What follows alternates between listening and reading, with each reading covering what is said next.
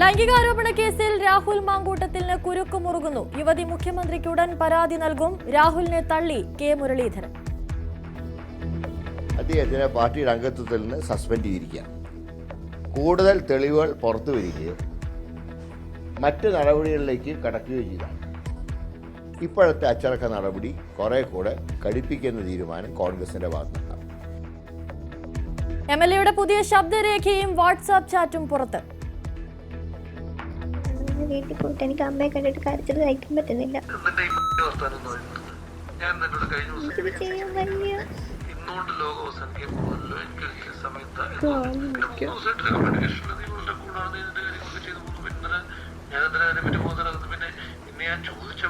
എനിക്ക് ഉറക്കെ വിളിക്കാൻ വയ്യാഞ്ഞിട്ടാണ് ഞാൻ പതുക്കെ സംസാരിക്കുന്നത്.